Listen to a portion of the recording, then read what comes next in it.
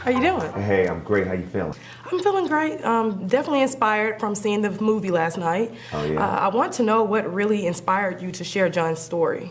I wanted to share for a couple reasons. One, I mean, it is miraculous, and in that miraculous idea, it's so powerful. In the medical record, it said patient dead, mother prayed, patient came back to life. Amazing. Amazing. Never seen that. And then also, I love the idea that he was adopted from Guatemala when he was only 6 months old and raised in a predominantly white area of St. Louis. And always, as he got older, began to question, why was he the only one of color? Mm-hmm. Why wasn't he wanted? Who was his birth mother? And those things really compelled me. And I felt like it made it unique, it made it distinctive. And those are the reasons why I wanted to tell the story. Definitely a miraculous story to share. Yeah. What is it that you want the viewers to walk away really understanding about the power of God? That God is real. Yes. That God loves them. God has a plan for their life. And sometimes we may not receive the life that we could because we aren't speaking life. Joy spoke life over her son John when he was medically dead. And as a result, he now has life.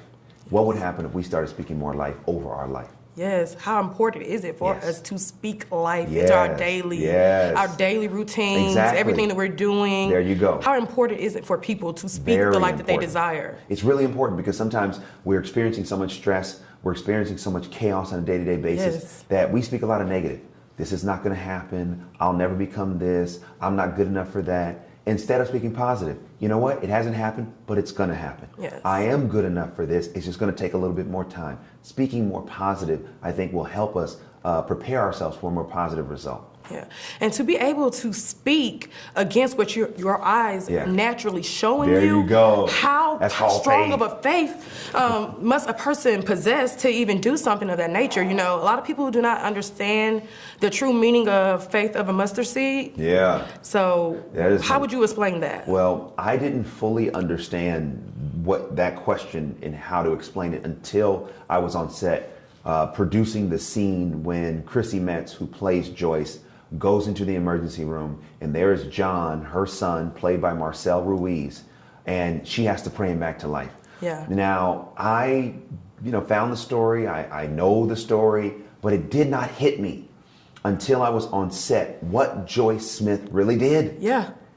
John Smith wasn't on life support, he wasn't on a breathing machine, he was dead. And she goes in there and says, I'm not gonna believe that he's dead.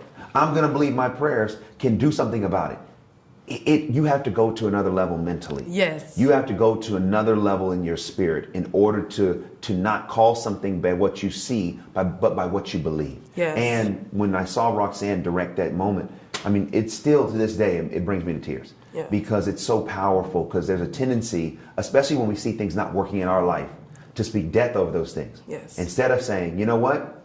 I'm not going to believe the fact that I may have just gotten let go.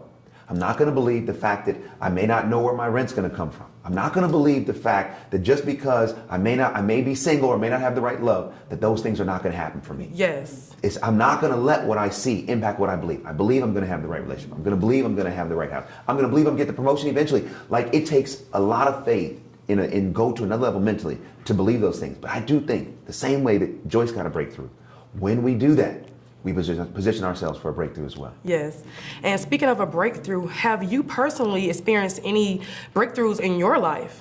Yes. Oh my goodness. I'm sitting here as a breakthrough. This is a breakthrough. Well, it truly is. And I say that because, this is the first film that I produced for Fox.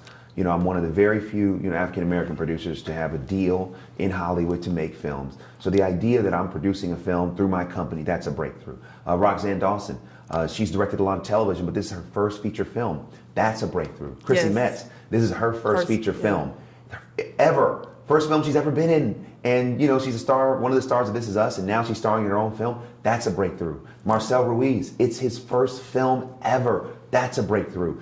Steph Curry, who's an executive producer on the film. He's a good friend of mine. This is his first film that he's ever put his name on. That's a breakthrough. Yes. This movie is filled with breakthroughs, and that's why I think people who are seeing it so far are experiencing breakthroughs in their own life, because the breakthrough is in the DNA of every facet of this movie. Yeah. And there's so many different things and type of films that's out in the market right now. How important is it for us to share these type of stories in the midst of everything else we get saturated with? I think storytelling is a universal language, and I Yes. think it's important to share stories that are positive, that are uplifting, and that are life affirming. And Breakthrough is one of those stories, and I'm excited to be able to bring this to the culture. I think the culture needs it. I think we need hope. You do. I think we need uplifting, inspiring entertainment that doesn't pander, but that is authentic and original and organic.